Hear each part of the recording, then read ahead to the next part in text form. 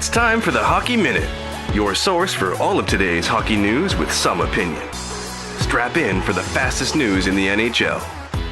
This episode is proudly brought to you by fucking nobody. We don't have any sponsors. Now, here's your hosts, Brandon and Ryan. And here we are. Welcome back to another episode of the Hockey Minute. I am your host, Brandon. With me, as always, my co-host, Ryan. Ryan, how you doing, man? I'm doing well. I got a quick rant I got to get through, but before I get to that, how are you? How's life? I'm good, buddy. Life is excellent with the family. Everybody's happy. We're actually really enjoying the quiet time with the quarantine, so everybody gets to play in the yard and hang out. It's been pretty awesome. All right, well, good. I'm glad you're enjoying the quarantine because I had my first moment where the quarantine really got to me. Okay, I got a quick story here. I just want to get through just to get this off my chest. Yeah, it's been eating me alive. So we haven't recorded in about a week and a half. So this is kind of an old story, but I was at the store, and I'm not going to say which one because there's no free ads on this podcast, but they had the strips of tape down on the ground. So when I got to the store, I'm identifying, okay, I stand on my piece of tape. And I mean, I haven't stood in a line that long since my Gabby's days. So I'm standing there and I hear two ladies walk up and they're talking about how they stood in line at another store for 2 hours, right? And so as I'm standing there and I'm listening to them, I start to smell perfume. And I'm thinking either this lady totally overdid it or she's standing directly behind me. Okay, so I do a quick shoulder check and sure enough, she's not at all standing on her little strip of tape on her island. So I move up a bit because I'm thinking, let's just create some distance here. She follows me, okay? Now, keep in mind, 2 months ago, I would have lost it on her. But I can't do that now. I'm a public figure. I host a podcast, yeah. Right? I can't hurt the brand. That's it. So I turned around and I just said to her, and I put on a nice smile. I said, hey, just so you know, I'm not standing this far back and outside of the store because I don't want to go in. And I see the hamster wheel turning in her brain. Like, what did he mean by that? So we keep moving up and she's still right behind me. And now there's a security guard at the front. And so how they've got it set up is there's pallets of product to separate the entrance from the exit. So I see a lady come out just by herself. So the security guard gives me the look, gives me the nod, come on in. And I'm walking in and I hear these two ladies still yakking away behind me. So then the guard says, hey, you've got to stop. And I turn around and these two women were trying to come in just behind me when they shouldn't have, right? So, it's simple math, right? It's 1 for 1. It's Taylor Hall for Adam Larson. I go in because one lady left. These two are coming in like future considerations, just kind of as an add-on. Trailers. And the guard, he goes like, the guard is like, hey, like only one. And no joke. The one lady with the too much perfume, she goes, well, he went in. Now I feel bad for the guard because he's making like $15 an hour, right? It's not worth it for him to just get into it. So he lets him come in. Absolute disgrace, though. Just no regard for what's going on around. And keep in mind, this is like week 7, right? If the pandemic hit yesterday, I would give them some slack. Like maybe they didn't read the news, maybe they're unaware. But we've been doing this long enough, so just that bothered me. It's been on my mind for so long. I wanted to get it out. That was then. This is now. I'm excited to be here, man. I've missed you. Every time my phone rings, I hope it's you. It'll say like my mom. I'm like, I'll get it later. I'm really excited to record this. Just kidding. Love you, Mom. But really excited to record this. We got some news. It was actually a busy news week, so I'll send it back to you to kick us off. We do, but is there no order? What is going on in this world? If you could just blow by, dude, it's like the Purge. It's just people are just. It's like a very. It's the Canadian Purge. It's like rather than looting and murdering, it's just like I'm gonna stand 3 feet away instead of 6. That's it. We're gonna politely apologize while we shank you and take your last roll of toilet paper. And that's actually what they bought. So maybe she just had to go to the bathroom. I don't know. There you go. All right. Well, I'm gonna try and shake that off. And we're going to head into the news blast.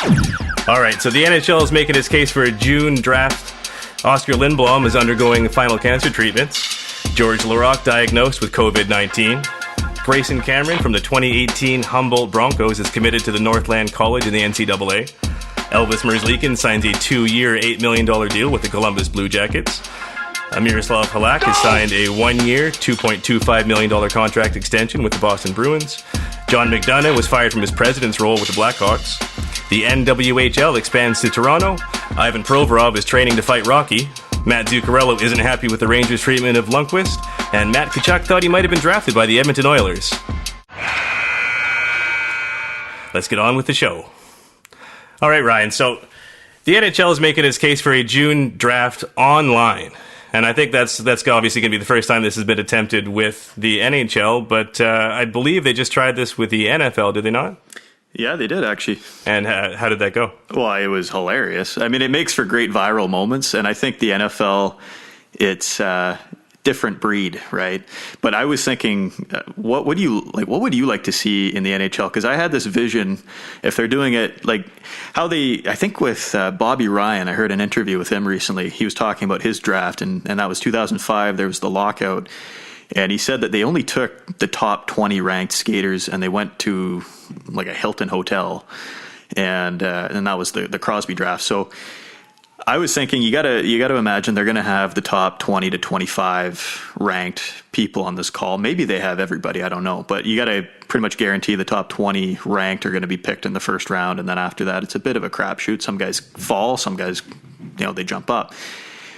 But wouldn't it just be something else if Gary Bettman's in a full suit in like his kitchen and he's making the announcements, and it kicks over to some kid who's just sitting there in his underwear eating a bowl of cereal, like Cal Peterson, just a complete psychopath, and straw hanging out of his mouth, and it's just like, yeah, and the kid's just sitting there, like all of a sudden the camera's on him. He's like, oh, like he thought he was going to go like 28th, and he goes 5th, and he's just not ready.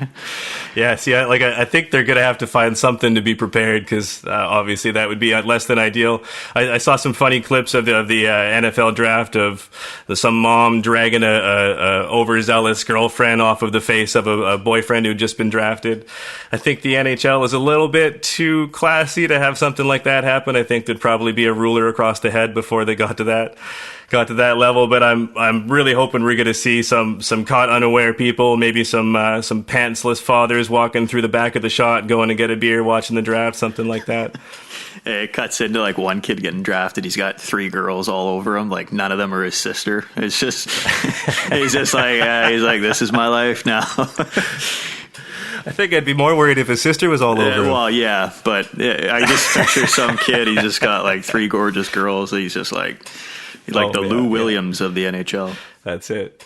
All right, well, a huge congratulations and some good news for Oskar Lindblom, is undergoing his final cancer treatments, and hopefully we're going to see him back with the Philly Flyers when this next season starts up. Anything that you wanted to add? No, just great news, right? We talked about this a little bit on a past episode. We touched on this during the Colby Cave episode, that hockey players are we expect nothing but good news. And I'm not really surprised to see Lindblom is recovering nicely. It's been a bit of a grind for him, obviously, but he's been the light for the Flyers too. And I do kind of think he's an underrated part of their success, because I think they're all playing for him. And so looking forward to seeing him come back. And obviously we wish him the best health. Absolutely. And a little bit of, I won't say sad news, but a little bit of a downer. George Laraque diagnosed with COVID-19. I mean, I don't want to play doctor, but I have a feeling he's going to be absolutely fine. But you never want to see anybody unwell. No, he's George Laraque. Yeah, exactly. He's one of the toughest enforcers the league's ever seen. So, yeah, I saw that he has asthma. I didn't even realize that, which is kind of crazy to think about. He played as long as he did and fought. And I've never been in a fight, but I would imagine it's probably pretty taxing on your cardiovascular system.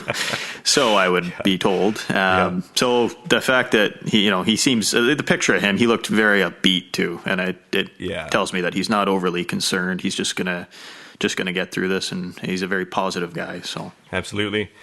All right, back to some positive news with Graysen Cameron from the 2018 Humboldt Broncos committing to Northland College in the NCAA. Obviously stoked for him. I mean, as far as I know, he's the first Bronco from that accident to kind of move on to further his hockey career. Yeah, he had a broken back. When that story broke a couple of years ago, took me a little while to comprehend just how how devastating it was. And this is one of the first kind of signs of, you're right. I think he's the first one to just move on in a way. And it's got to be not just a huge thing for Graysen Cameron, for his family, but for the Broncos organization, for the city, for the league, the hockey world, really. I mean, how many kids on a daily basis around this time of the year, they commit to university, right? There's tons. We're talking about him because of the story there, and it's just a huge win for the hockey world. And so, again, just really excited for him, and it'll be interesting to see how he plays at Northland. Maybe it translates to a pro contract somewhere. Yeah, absolutely. I'm sure that we'll watch his career with interest going forward. Great news for Elvis Merzlikins and his family as he signs a 2-year, $8 million deal with the Columbus Blue Jackets. I mean, if he can keep up anywhere close to how he was playing, that is a ridiculous steal for the Blue Jackets. Yeah, I'll ask you, do you think, would you rather have Elvis Merzlikins and Jonas Korpisalo? I hope I got that right. Both of them. Yeah. Or would you rather have two-time Vezina winner Sergei Bobrovsky, but at $10 million? Yeah, I mean, I think it's no question. You can go with Merzlikins. It's funny how I think that way, because almost for every other position, I'd want to go with a tried and true tested player. But for some reason, for goaltending, probably the most important position in the game, I feel a good goaltending coach and a hot goalie can do just as well. Yeah, it's because Bobrovsky didn't play that great to start off, and no. So Columbus, we don't talk about them enough, but it's crazy just how they still they find these guys and they still stick around. Yep. We know they're superstars.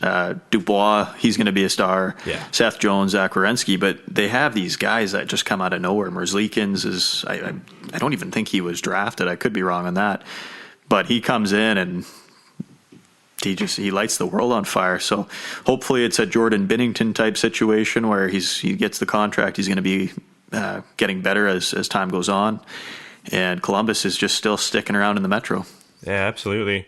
I mean, we talked about this a bit in our own on our awards before, but Tortorella has done such a fantastic job there with the Blue Jackets, and I mean they're always playing kind of above their weight class, and I mean I don't expect them to stop, so we'll look forward to that as well. I think I called him Miroslav, but it's Jaroslav Halak signed a 1-year, $2.25 million contract. Had a bit of a brain fart there. Well, that's an awesome deal for Boston. I mean, obviously he's just looking for a cup. 1 year, didn't have the chance to play behind Tuukka Rask and remain, I mean, keep their window open and keep competitive with what I think was probably the best tandem in the league last year. I don't know. I think this makes sense from all sides. How about you? Yeah, I would agree with you. Boston's keeping that window open, absolutely.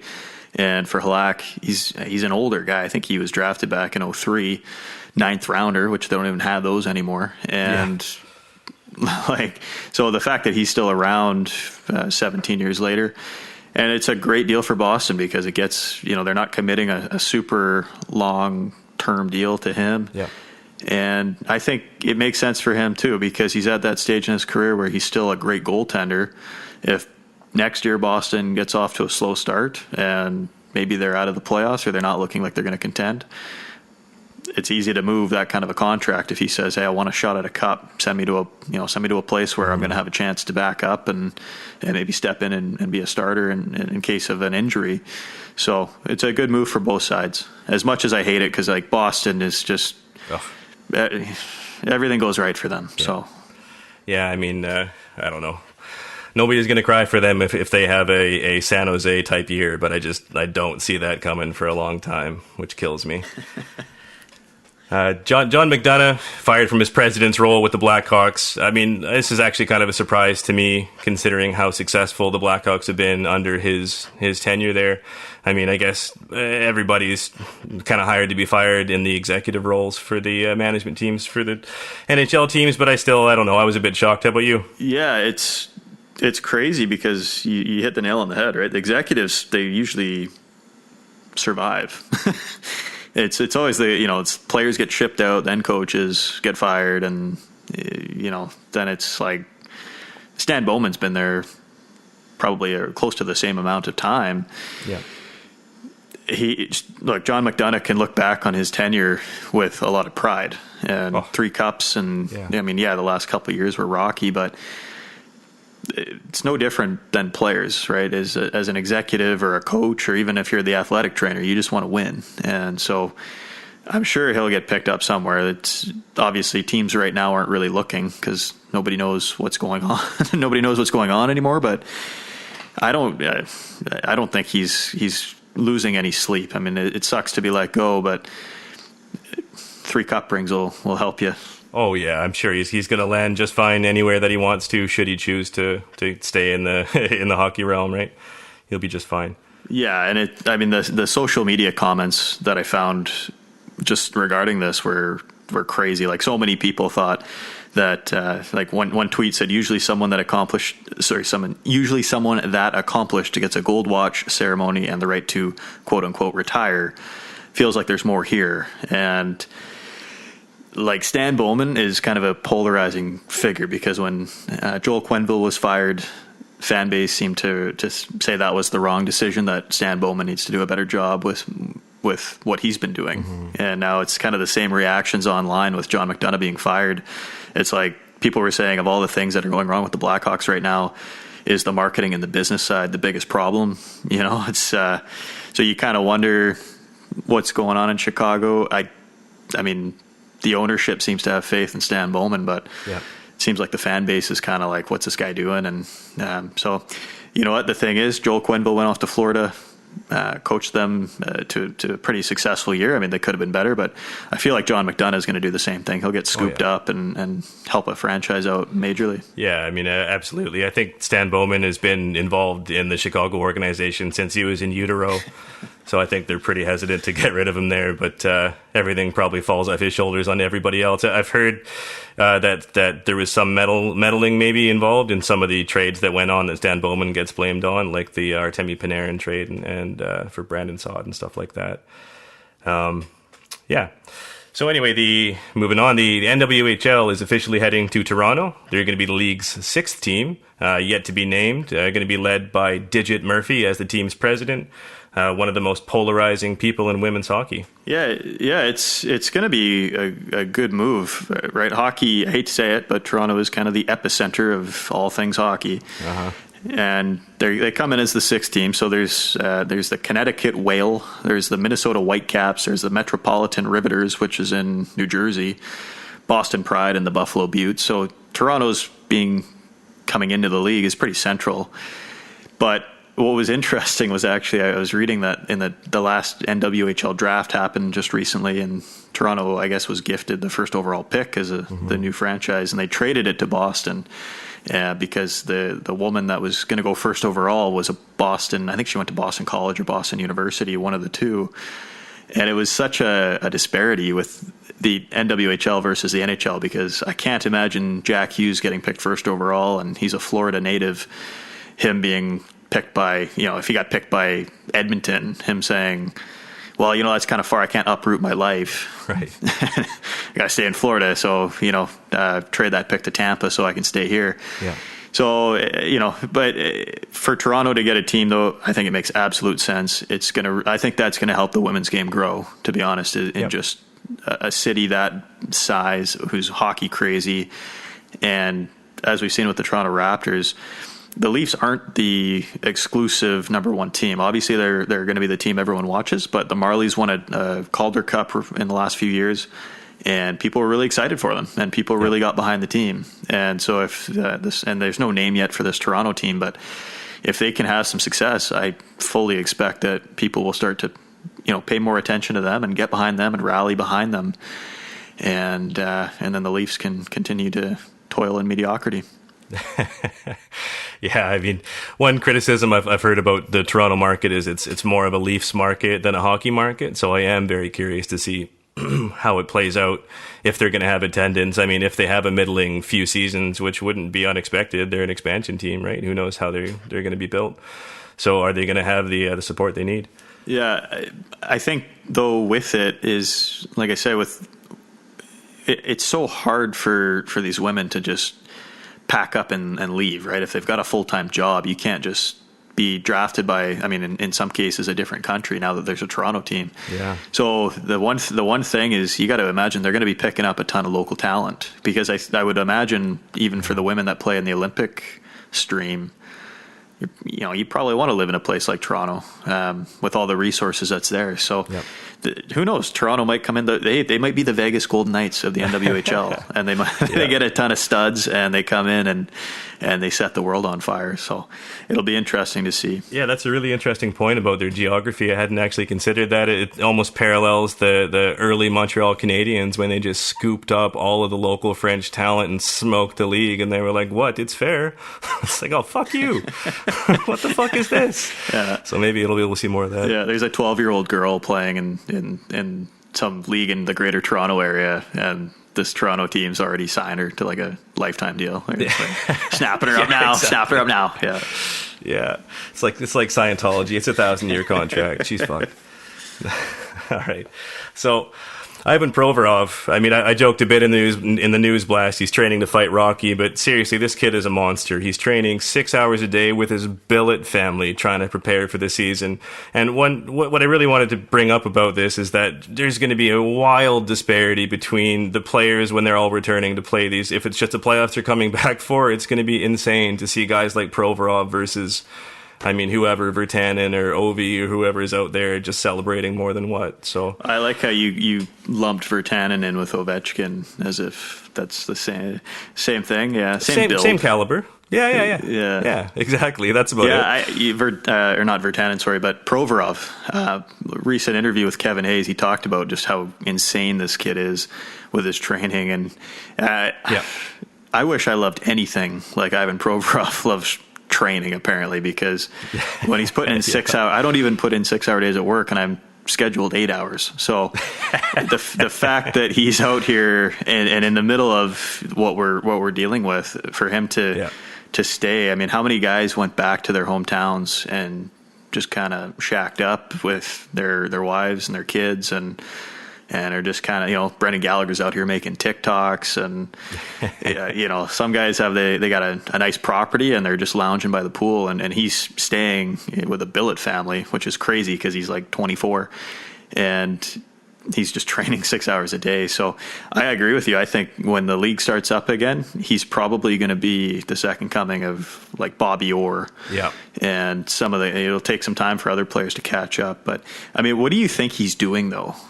Like, I feel like a Russian kid like that, I feel like he hasn't found a gym where he can go in. I feel like he's chopped down a tree and he's like squatting the tree or something like that. It's all in a sauna. Like, everything he's doing, he's chopping a tree that he grew in the sauna. He's a fucking maniac. Like, his billet family is like, shit, I wish he'd chip in for food, though. This kid's he's making millions. Yeah. All right, so Mats Zuccarello isn't happy with the Rangers' treatment of Henrik Lundqvist. I mean, I might say that the management wouldn't be happy with Lundqvist's play, but that's really not for us to say, I guess. We're going to throw it over to our staff writer, Jules, who's got some thoughts on the treatment. Jules? Hello, everybody. Jules here, one of your Hockey Minute writers, coming on to cover more about the Rangers' tri-goalie dilemma. Before I jump into what some of the players and staff had to say about this situation, I just wanted to do a brief recap for those who may not have followed what went on. During the second half of the season, the Rangers were struggling fighting for a playoff spot, so they called up Igor Shesterkin from Hartford, and he gave them the push that they needed. His success earned him the #1 starting spot over Lundqvist a month later. Around that same time in early January, perhaps even earlier, Alexander Georgiev, the third goaltender in the mix, was being set up as trade bait and getting more time on ice. But then Igor was injured in a car accident right before the deadline, and Georgie was kept around to fill in for him, leaving Hank as the backup. Many fans are pretty split about the situation. There are some who are criticizing those responsible for drastically reducing the amount of games he's played, and then there are others who are saying it's the business and the way things go. I talk more about Hank's career and the situation in its entirety in our 6th episode, Lundqvist's Last Lap. So check that out if you want a more in-depth analysis. So, within this past week, Shesterkin, Coach Quinn, and Zuccarello all voiced their opinions about the situation. Starting off with something light, a few days ago, Igor posted a Q&A on his Instagram story, talking about his admiration for Hank and his perspective on the situation. I doubt that he knows he's my idol, only if some of the teammates told him. Henrik is a really friendly and helpful person. Looking at how Henrik is working off the ice and on it, how he presents himself, helps me to emphasize something useful for myself. It is true that his situation is really hard now, but he doesn't show it. He works the same way. He does everything for the team. The Rangers mean a lot for him. It's a big and important part of his career. He spent his whole life here. He really does his best no matter what. It's a classy move on Igor's part, and definitely not a surprise to hear how well Hank's been handling this either. Now, Quinn states, Igor was the best goalie in the American Hockey League, and eventually we had to call him up. Everybody got an opportunity, and we just felt that Igor separated himself a bit during that stretch, which in turn, we turned to him to be the guy that was going to get most of the starts. The numbers spoke for themselves. Everybody understood it. I can't Google how do you handle 3 goalies and won them a Hall of Famer. There's no right or wrong answer. I'm sure I made mistakes along the way handling the situation. I certainly didn't do it intentionally, but I give these guys a ton of credit. They handled it like pros and made it manageable. Now, I'm not going to knock Quinn on this. I think if most of us were in his shoes, it would be a hell of a challenge trying to juggle this. And when there isn't an easy answer, what are you to do other than rely on what you're familiar with? And in the past, he's been known to give players a healthy scratch if they haven't really been delivering, star or not. So I can't imagine that this is any different, and you hear it straight from the horse's mouth that the numbers spoke for themselves. The decision was based off going with the guy who's more consistent, rather than going with the fan favorite or the star alone, which I think is a fair approach. Now, as for Zuccarello, his reaction to the situation was mentioned in a Swedish paper, Sportbladet. He states, it's disrespectful. He is starting to get older, yes, and they have another good goalkeeper, but they could have let him play the matches Shesterkin doesn't play. When talking about his trade, he states, I never thought that would happen to me either. In my eyes, I would have ended the Rangers' career. I think Hank wanted that too. That everything would be fine and good, but then the management decides and you're not worth a damn. So, Zuccarello will always be loved in New York. I was even at the Garden when they played against Minnesota this past season, and the tribute for the guy was huge. I mean, everyone must have been cutting onions, because damn, I was so choked up. I know that their situations are different, but I can also see why he would feel so strongly about this, because there are a lot of similarities. You got a fan favorite on the chopping block, a fan favorite that still has fire and skill, who have spent their entire careers with this organization. But Zook's trade, from a business standpoint, was one of the many decisions that needed to be done in order to keep the Rangers rebuild moving along. And I will say, from an emotional standpoint, it hurts. There are guys that we've enjoyed watching for many years, and they've certainly devoted so much effort and time into this organization. To the players, the team becomes their second family. So to see how it all can just abruptly end like that is not an easy pill to swallow. Hank's reaction to Zook's trade definitely proves that as well. For all we know, that could be some foreshadowing for what is yet to come. Let's just hope that this all ends on an amicable note. Awesome. Thanks for that, Jules. All right, moving on.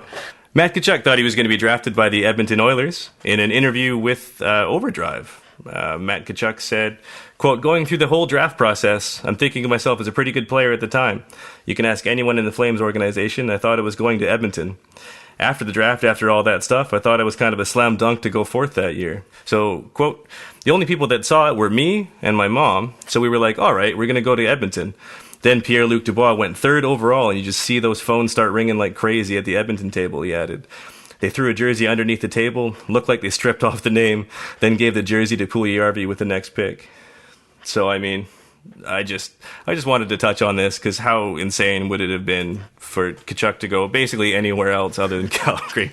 But I mean, especially to the Oilers, where he could play with McDavid. He's the perfect winger that they're looking for. He's Cassian plus. So imagine having Cassian and Tkachuk on the wings of McDavid. You'd have to go back to Semenko with Gretzky, right? Like that's pretty wild. Yeah, it would have changed the entire landscape, right? And it's so crazy to think about that draft and how Matthews was the consensus number one, and then Puljujarvi was, for a long time, the consensus number two.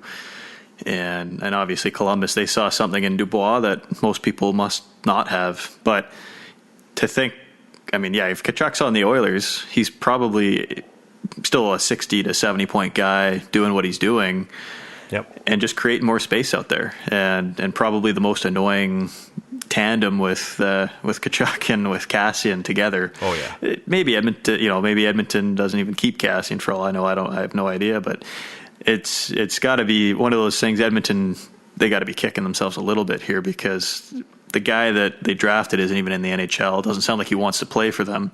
And on the just down the highway, you've got a guy who is literally causing line brawls because of his antics. So it would have been nuts. I mean, you're the Vancouver guy. Did you ever? I mean, you must have thought 5th overall for sure. Oh, buddy. I mean, everybody in Vancouver has so much angst over that pick. I mean, there's a lot of players that play well in certain environments and don't play well in other environments. And I think you could plug in Matt Tkachuk on 31 teams. He'd play the same way. He'd be just as effective. And the fact that everybody seemed to miss that, or a lot of people seem to miss that. And as a side note, missed that on Brady. There was so much consternation over Brady Tkachuk not being a good player because he wasn't putting up phenomenal numbers, but he's the exact same fucking blueprint as Matt. So anyway, I think every team is lucky to have a Tkachuk. I wish they had more, honestly, so we could have another crack at them. Yeah, my brother still brings up that draft. He loves Matt Tkachuk. My brother kind of played like Matt Tkachuk, so would have been great to see him in a Vancouver jersey. But hindsight being 2020 is, yeah. He's probably going to be the captain in Calgary. I would assume. Yeah. I can't think of anybody else. Sean Monahan doesn't seem like he's got that leadership, and Tkachuk, I feel, is going to be a lifelong Flame. Yeah, I think you're absolutely right there. Did you want to give a shout out to On the Bench with Beeks and those guys? Yeah, I wanted to just say we haven't recorded in a week and a half. So one of our fellow podcasters, On the Bench with Beeks, they had some very kind things to say, giving us shout outs and that kind of stuff on their last couple of episodes. And we are going to have those guys on, one at a time, obviously, just with our logistics here. But we got some exciting things coming up. Those guys, go check them out. They're on the same platforms: Spotify, Apple, Anchor, Overcast. Give them a listen. Just some guys from Colorado, and I know you've listened to them too, Brandon. Yeah. They think we have accents. I think they have accents. Absolutely. Who's right? That's a tough one. I mean, obviously we're right, but we'll leave that for them to decide when they come on. It's we'll let the guest break the tie.